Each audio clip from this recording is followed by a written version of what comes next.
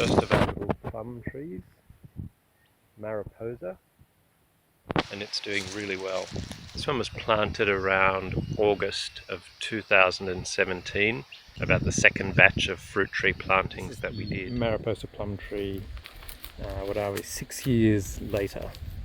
Yeah, so this is another Japanese plum, and it has had fruit on it before. I don't think I've ever harvested any fruit from it, probably because birds took it as much as anything, but you can see that compared to the Santa Rosa plum, its growth rate is much slower, and yeah, it's just a smaller tree, but it is very laden with fruit this year, and indeed a lot has already fallen off. And I don't know what the situation is with respect to pollination. I did definitely plant two different varieties of Japanese plum tree near to one another with the idea that they would be pollinators, but a little bit of reading about the Santa Rosa plum tells me that it's might actually be self-fertile, so I don't know if it needs a pollinator, but I think it's probably always good to have. One of the reasons that I minded to take the plums off now, I did have it netted, and normally we don't net plum trees, but given the size of this one and that I was able to wrap it pretty well, I was pretty confident that our birds wouldn't get into it and get trapped, etc., which is our main concern. But even then, the issue with birds coming onto the trees and eating the fruit as they do is not even just the fact that they eat the fruit as such, and annoyingly they sometimes just pick a hole in every single bit of fruit and then just let it fall to the floor, which is kind of a massive waste. But that's sometimes not so much the problem. They're actually really hard on the trees. So if you have a look at this pear tree here, which did have pears on it last week, and I noticed that there were a bunch at the base of the tree, which I've already fed to the sheep. There's one still here. So they're getting some reasonable size on them now. But if you have a look at this, they actually break the branches of the tree, which is, you know, it's not the end of the world, but it's not ideal that they would snap the branches of the trees, particularly branches that you would identify as ones that you want to keep. A few more pears there. They've just snapped a lot of the little branches when they've come to take the fruit. So that's just not ideal for the growth of these plums. Are still a bit unripe, but experience from the Santa Rosa plums tells me that they will continue to ripen off the tree. So I'll harvest these plums now. The riper fruit just tends to come off in your hand pretty quickly. All you need to do is almost touch it and give it a little twist maybe, and the fruit will come off. The really unripe fruit won't easily come off. So I think that's an indication that a lot of it at least was ready to be picked. 3 days off the tree, and they are much riper, very sweet and very juicy. So I would say that definitely take them off the tree, even if they seem a bit unripe, and they'll ripen up beautifully.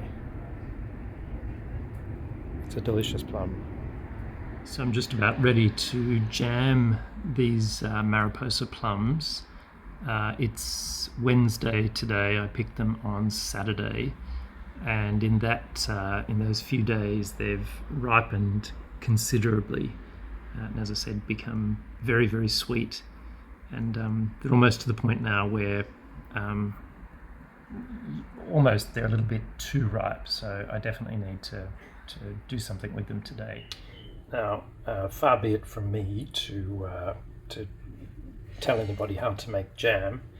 This is just how I do it. I simply cut the fruit up and put it in a saucepan, This is about 1.5 kilos of fruit. Sometimes I would add a little bit of water to the fruit, but these plums didn't need it because they were very juicy. I put in the tiniest little bit of salt, really just to help them break down a bit, and I think that does actually ultimately bring out the sweetness.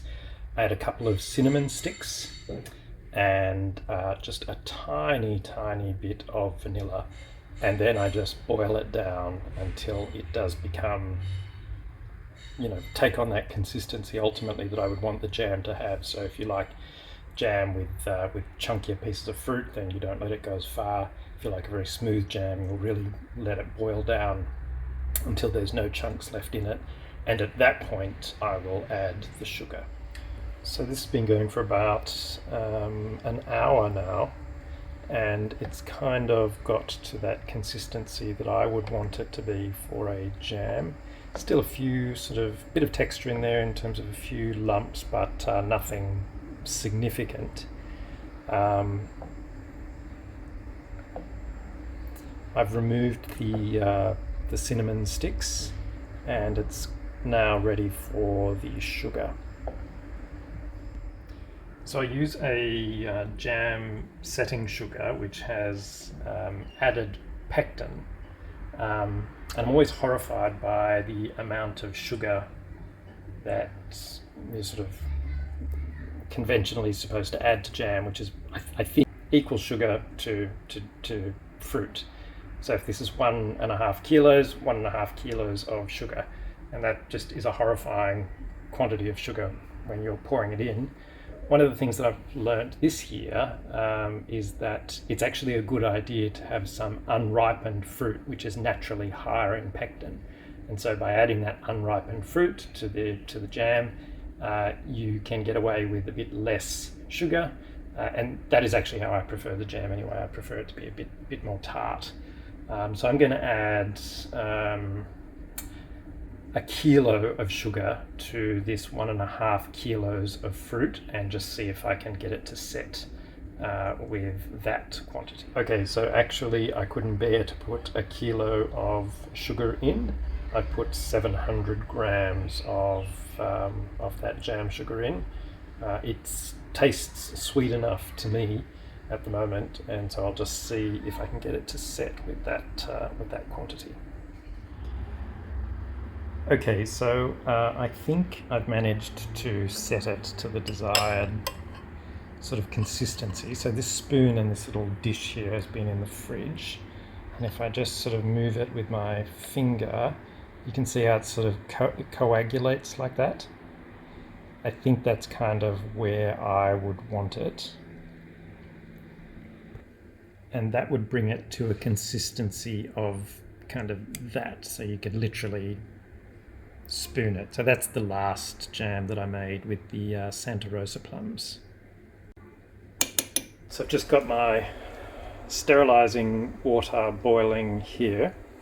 I just use old jars from other bits and bobs, and then put it into a boiling pot of water, to which I've added just a little bit of salt and a little bit of vinegar, and then I will let those jars boil in there, and then soon after, and while they're still hot, and the lids I should say, I'll boil them all, and then while the jam is still hot and the jars are still hot, I will spoon the mixture into the jars.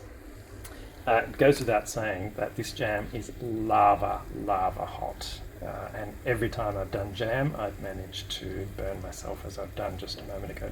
So if you're doing this, obviously just be super careful.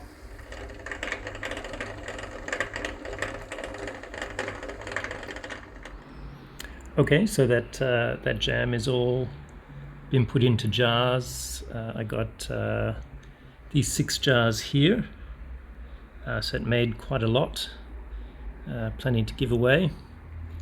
It's still quite warm in the jar, so it still looks a bit runny. I'm hoping that it will set, and in the end I used about half the quantity of sugar, as there was fruit in weight. You can see it's a lovely red, deep red colour, and hopefully it's nice. I know this is absolutely homesteading 101. I get that, but gosh, this just brings me complete satisfaction. The idea that the tree that produced these plums was once in this very lounge room as a sapling, and that it's been growing out at the farm for 5 or so years and got to a stage where it can produce a crop of plums is just eminently satisfying. And the beginning of what I can see is plenty more capacity to be able to produce stuff like this. So I'm thrilled with it. Alright, so it's the next day. I've just opened a jar of that jam.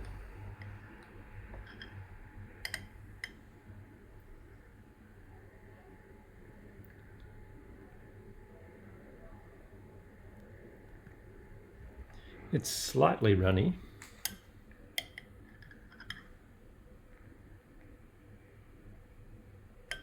Perhaps a little runnier than I would want, but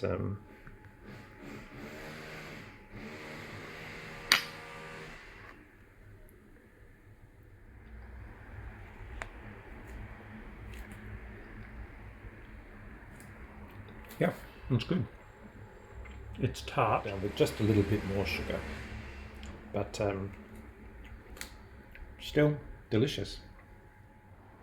I should just say that the bread is still just a little warm, so that also makes the jam a little runnier than it might ultimately end up being.